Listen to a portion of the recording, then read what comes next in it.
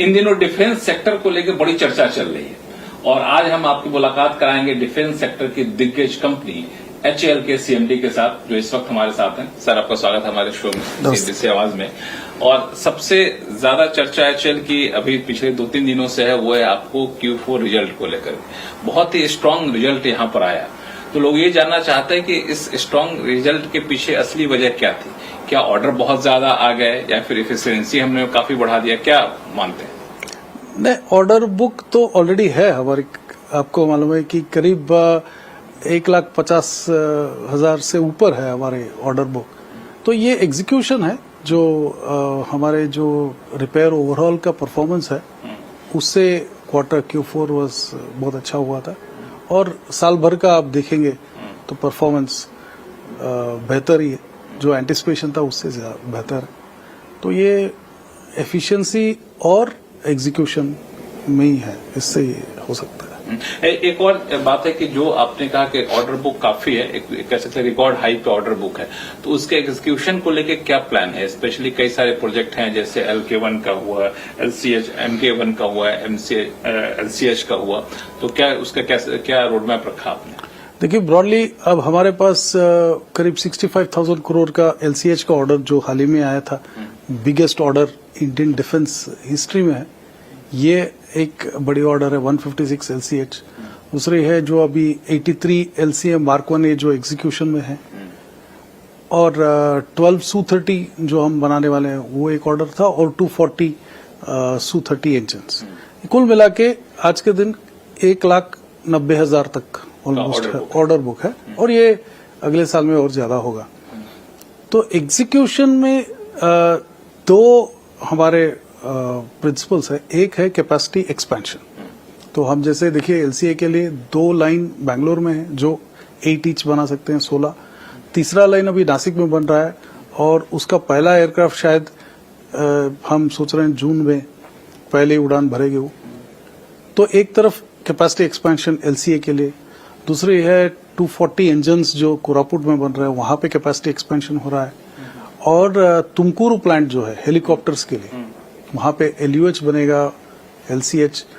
तो हर जगह पे हम कैपेसिटी में इन्वेस्ट कर रहे हैं एक्सपेंशन में।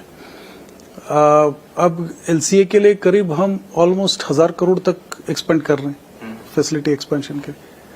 तो कैपेसिटी एक्सपेंशन एक है। दूसरा है इन्वेस्टमेंट इन R&D, क्योंकि फ्यूचर में हमारा ये मानना है कि जितने भी प्रोडक्ट्स होंगे वो होम ग्रोन प्रोडक्ट्स होंगे, क्योंकि एक तरफ आजकल TOT कम होता जा रहा है, जैसे भारत सरकार भी कर रही है कि आत्मनिर्भर बनना है। तो अब R&D में करीब 3,000 करोड़ पर एनम इन्वेस्ट करते हैं, जो कि बहुत बड़ी नंबर है। 3,000 करोड़ हमारे नाउ R&D सेंटर है, fixed wing, rotary wing, software है, इलेक्ट्रॉनिक्स है, सिमुलेटर्स है, और जो एक्सेसरीज है जैसे हाइड्रोलिक्स, इलेक्ट्रिकल। तो इसमें हम काफी इन्वेस्ट कर रहे हैं। 3,000 करोड़ पर एनम हम खर्च करते हैं। और हमारे जो प्रोजेक्ट्स पाइपलाइन में हैं, करीब 17,000 करोड़ का ऑलरेडी कमिटमेंट है कि हम सैंक्शन कर चुके हैं बोर्ड में। तो ये 2 ब्रॉड ट्रेंड्स है कि हम कैपेसिटी एक्सपेंशन करेंगे प्रोडक्शन में, और R&D में इन्वेस्ट करेंगे। जो आज का R&D है वो अगले डिकेड में वो हमारे लिए ब्रेड विनर बन जाएगा। जैसे आप देखेंगे LCH और LCA जो भी है, ये सब पुराने प्रीवियस डिकेड में R&D हुआ था, और उसका आज फल मिल रहा है कि हमको 156 का ऑर्डर मिला। अब अगले आप देखेंगे LUH तो अभी सर्टिफिकेशन में है, ALH तो ऑलरेडी प्रोडक्शन में है। अगले दशक में जैसे हम बात कर रहे हैं LCA Mark 2 AMCA, जिसमें हम अडा के साथ काम कर रहे हैं, और हमारा कैट्स वॉरियर, IMRH, ये सब अगले दशक के हैं, जिसका R&D और इन्वेस्टमेंट आज हो रहा है। तो करीब आपको मालूम है कि ये R&D प्रोजेक्ट्स में 7-8 साल का जेस्टेशन होता है, उसके बाद उसको कन्वर्ट होता है। तो इस हिसाब से HAL फ्यूचर की तरफ कैपेसिटी एक्सपेंशन और R&D इन्वेस्टमेंट इस हिसाब से जा रहा है। इसमें दो सवाल है, एक तो जो हम लोग R&D कर रहे हैं, फ्यूचर एक्सपेंशन कर रहे हैं, तो क्या ये मान के चलूं कि जो ऑर्डर बुक पोजीशन है उसको हम लोग टाइमली एग्जीक्यूट करने की स्थिति में है? और दूसरा कि R&D की जब आप बात करते तो R&D में किस तरह का R&D कर रहे हैं? क्या AI ड्रिवन होता है, टेक्नोलॉजी ड्रिवन होता है? किस तरह के R&D पे ज्यादा फोकस है?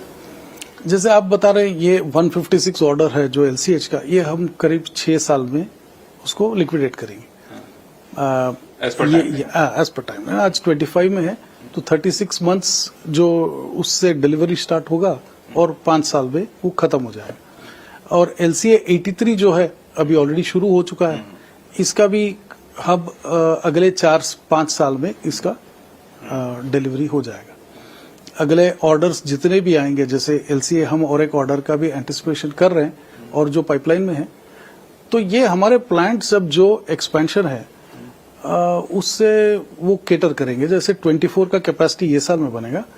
और मैं आपको एक विशेष बात बताता हूँ, जब हमारे रक्षा मंत्री आए थे बेंगलोर में तो हमने शोकेस किया कि पहला जो रेयर फ्यूसलाज है LCA का, वो एक प्राइवेट कंपनी से आया था, अल्फा टोकॉल। तो हमने वो मौका देख के उनको दिखाया कि सर ये हम ऐसे हम इनके साथ काम कर रहे हैं। अच्छा। कि एक ऐसा एक फीलिंग था कि HAL प्राइवेट सेक्टर के साथ काम नहीं करता है। तो आज हम अल्फा टोकॉल के साथ रेयर फ्यूसलाज बनाते हैं। वेम टेक्नोलॉजीज हैदराबाद है जहां पे हम सेंटर फ्यूसलाज बनाते हैं, और L&T हमारे लिए विंग्स बनाता है, और टाटा जो है वर्टिकल फिन और रडर बनाता है। तो हम ये जो लाइन है हमारे सहयोग से, और हम काफी उनको सपोर्ट कर रहे हैं। तो ये साल में हमारी उम्मीद है कि ये लोग भी अगर डिलीवरी करना शुरू कर दे तो हमको एक पैरेलल लाइन हो जाएगा जो प्राइवेट सेक्टर में है। करीब करीब 5-6 एयरक्राफ्ट भी ये लोग अगर हमको दे तो आपका कैपेसिटी हो जाएगा ऑलमोस्ट 30 तक। तो इस हिसाब से हमारे इंटरनल कैपेसिटी है और प्राइवेट सेक्टर में कैपेसिटी जो कैपेसिटी है, अगर ये भी स्लोली अगर बढ़ता गया तो हमारे पास फ्यूचर के लिए इनफ कैपेसिटी है। तो इस हिसाब से हम इन्वेस्ट कर रहे हैं। एक सवाल जो आपने बड़ा इंटरेस्टिंग सी चीज है कि जो एक परसेप्शन था कि HAL या कोई PSU प्राइवेट कंपनी के साथ कैसे काम करेगी मिल करके, इस परसेप्शन को आपने तोड़ा और बहुत ही अच्छे से हम लोग स्मूथली काम कर रहे हैं। तो थोड़ा सा अगर बता सके कैसा एक्सपीरियंस आपका है प्राइवेट कंपनियों के साथ मिलकर काम करने का, और दूसरा कि फ्यूचर में ऐसे कोई कोलैबोरेशन पे हम लोग विचार कर रहे हैं? देखिए, प्राइवेट सेक्टर में कैपेबिलिटी है। जैसे जो आई वुड से जो Tier 1 कंपनीज है, जैसे टाटाज है, वेम है, L&T है, ये काफी हद तक ये लोग काम कर चुके हैं। और इनको प्रोसेसेस जो एरोस्पेस में जो प्रोसेसेस है, सेफ्टी कंसर्न्स है, सर्टिफिकेशन का जो रिक्वायरमेंट है वो ज्यादा होता है। ज्यादातर जो छोटे कंपनीज है इसी में फंस जाते हैं कि वो सर्टिफिकेशन करते करते उनको या तो फाइनेंशियल पावर है या उनके कैपेबिलिटी से थोड़ा प्रॉब्लम होता है। बट जिस हिसाब से हम अब काम कर रहे हैं, हम देख रहे हैं कि ये इकोसिस्टम में काफी बड़े कंपनीज है जिनकी टेक्निकल स्ट्रेंथ है और फाइनेंशियल स्ट्रेंथ है। ये लोग हमारे साथ जुड़े हैं और इनके साथ हमें उम्मीद है कि अगले सालों में इनका आउटपुट बहुत ही ज्यादा होगा। कोई और फ्यूचर प्लान कोई प्राइवेट कंपनी के साथ टाइप करने का? देखिए, अब तो एमका के लिए हमने एक RFI इश्यू किया है, जो एमका एयरक्राफ्ट है, कि हम प्राइवेट सेक्टर के साथ काम करेंगे। एक कंसोर्शियम मॉडल में काम करेंगे। तो ये एक है, पहल है। अभी RFI का रिस्पांस आया है, हम उसको आगे ले जाएंगे। दूसरा है कि हम चाहे इंडिजिनाइजेशन हो, जो LRU इंडिजिनाइजेशन हो, जो हम प्राइवेट सेक्टर के साथ काम कर रहे हैं, तो स्ट्रक्चर्स, LRUs हर एरिया में हम प्राइवेट सेक्टर के साथ काम कर रहे हैं। तो इसमें एक चीज और है, मैं समझना चाहूंगा कि जिस तरीके से आपने कैपेक्स बढ़ाया है, टेक्नोलॉजी पे जोर दिया है, तो एक्सपोर्ट भी एक बड़ा सेगमेंट है रेवेन्यू का। तो एक्सपोर्ट सेगमेंट को कैसे आप देख रहे हैं? हाँ, ये देखिए, ये एक इश्यू है एक्सपोर्ट में जहां मैं मानता हूं हम जरा कमजोर है।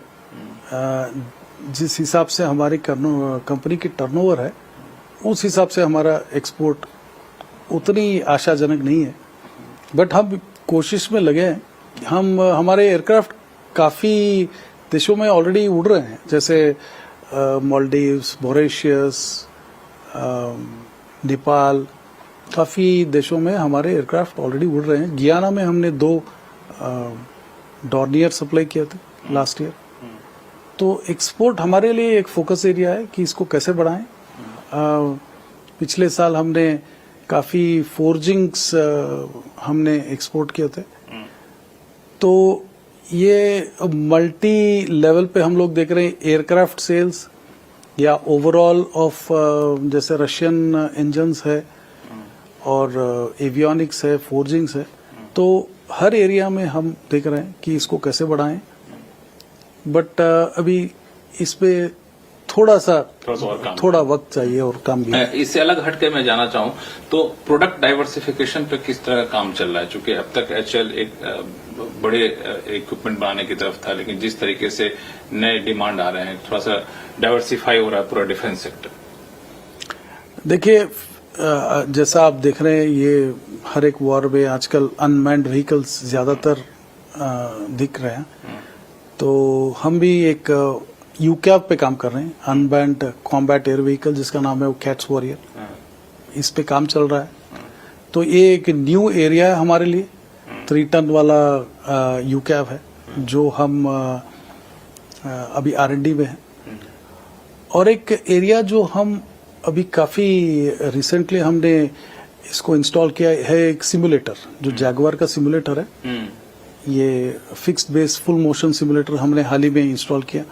ये बहुत ही एक नया एरिया है और बहुत एक्साइटिंग एरिया है, जिसमें हम देखते हैं कि काफी फ्यूचर का जो ट्रेनिंग होगा ज्यादातर सिमुलेटर पे होगा, ना कि एयरक्राफ्ट पे। ज्यादातर सिमुलेटर पे फ्लाइंग होगा, उसके बाद एयरक्राफ्ट पे होगा। तो ये एक पहल है जो काफी सक्सेसफुल है। और आप देखेंगे IMRH जो 12 टन हेलीकॉप्टर है, ये एक हमने स्टार्ट किया है 12 टन हेलीकॉप्टर का डिजाइन। LCA Mark II में हम एडा के साथ पार्टनर है, और ये चल रहा है एक एयरक्राफ्ट जो LCA से नेक्स्ट वर्जन है, हेवियर वर्जन, जो अगले साल फर्स्ट फ्लाइट होगी इसकी। तो इस हिसाब से हमारे R&D इन्वेस्टमेंट्स फ्यूचर की तरफ हर एक रेंज में है, हेलीकॉप्टर में है, फिक्स्ड विंग में है और अनमैन्ड व्हीकल्स में। 2 सवाल, चूंकि समय आपके पास काफी कम है, छोटे छोटे, कि नियर फ्यूचर में या करंट फाइनेंशियल ईयर में कोई बड़े ऑर्डर लेने का और बड़े ऑर्डर एग्जीक्यूट करने का एक्सपेक्टेशन? देखिए, ये 97 LCA जो है ऑलरेडी काफी एडवांस स्टेज में है और पाइपलाइन में है। डिस्कशन काफी हुआ है। तो हम उम्मीद करते हैं कि ये साल में ये एक बड़ा ऑर्डर आएगा। नहीं, LCA का ऑर्डर आएगा। और डिलीवरीज ये साल में हम LCA Mark I अल्फा जो है उसके इंजन्स भी आ रहे हैं, डिलीवरी भी स्टार्ट हुए। तो उसकी डिलीवरी ये साल में काफी सिग्निफिकेंट होगी। और कोई बड़ा ऑर्डर आने की उम्मीद? और हमारे पास ऑर्डर्स है, जैसे डॉर्नियर के कुछ ऑर्डर्स है, नेवी वाले, और ALH के ऑर्डर्स है। ये तो स्टडीली आते रहते हैं। बट ये साल में सिग्निफिकेंट ऑर्डर होगा ये LCA जो हम एक्सपेक्ट कर रहे हैं। ठीक है। आखिरी सवाल सर, कि इस फाइनेंशियल ईयर के हिसाब से देखें तो आप किस तरीके से देख रहे हैं कि हमारा कैपेक्स कहां तक पहुंच के रहेगा? देखिए, कैपेक्स जो एक्सपेंडिचर है वो काफी कंटिन्यूअस चलता रहता है। ये साल भी करीब 2,500 करोड़ के ऊपर ही हम करेंगे। तो ये तो कंटिन्यूअस इन्वेस्टमेंट है, प्रीवियस ईयर्स के भी ऑलरेडी एग्जीक्यूशन में है। तो आप देखेंगे कि 3,000 करोड़ हम रफली R&D में लगाते हैं, और जो फैसिलिटीज है वगैरह उसमें 2,500 करोड़ तक लगाते हैं। तो ये तो कंटिन्यूअस एक एफर्ट है, ऐसा नहीं है कि साल ब साल ये बढ़ता ही जाता है। तो क्या ये मानूं कि आत्मनिर्भर भारत जो डिफेंस सेक्टर का एक बहुत बड़ा कैच लाइन और बहुत इम्पैक्टफुल भी है, उसमें HAL एक बड़ा रोल निभाएगा? जी देखिए, एक्चुअली अगर आप सही मायने में देखो तो HAL ये काफी सालों से करता आ रहा है। अच्छा। हमने पहला जो हमारा ओन डिजाइन एयरक्राफ्ट 1950s में किया था, 1950s में हमने कृषक बनाया था, फिर मारुत हमने हमारे डिजाइन है। तो एचएएल काफी सालों से अपना खुद का डिजाइन करता आ रहा है, बट अब जब भारत सरकार की तरफ से भी ये पुश है और सपोर्ट है, अब देखिए पहले से बहुत गुना अब जो सपोर्ट है गवर्नमेंट कैपेक्स और जो इन्वेस्टमेंट और ऑर्डर्स है गवर्नमेंट के, ये अभी अलग ही स्टेचर में है। तो इसीलिए हमारी ग्रोथ भी ऐसी है। तो एचएएल तो एचएएल का भी ग्रोथ इसी हिसाब से चलेगा। जरूर जरूर। चलिए, बहुत बहुत धन्यवाद हमारे साथ बातचीत करने के। तो ये थे एचएएल के सीएमडी साहब, जो साफ तौर से कह रहे हैं कि जिस तरीके से सरकार का फोकस है डिफेंस सेक्टर में आत्मनिर्भर बनने के लिए, उस फोकस के साथ एचएएल ताल से ताल मिलाकर आगे बढ़ रही है और उसी हिसाब से एचएएल का भी ग्रोथ आगे बढ़ने वाला है। तो ये थे एचएएल के सीएमडी साहब, जिन्होंने पूरा प्लान बताया कि एचएएल किस तरीके से आगे बढ़ करके और अपना एक्सपेंशन प्लान करेगी, किस तरीके से एक्सपोर्ट पर फोकस होगा, नई नई टेक्नोलॉजी पर फोकस रहने वाला है, प्राइवेट कंपनियों के साथ उनका ज्वाइंट वेंचर किस तरीके से साझेदारी बढ़ने वाली है। तो ऐसे में एचएएल हो या फिर डिफेंस सेक्टर की दूसरी कंपनियां हो, उस पर एक निवेशक के तौर पर हमारा नजरिया क्या होना चाहिए, फिरोज अजीज साहब और प्रकाश दीवान साहब से हम चर्चा करेंगे। लेकिन फिलहाल वक्त है छोटे से ब्रेक का। ब्रेक के बाद जल्दी चर्चा शुरू करते हैं।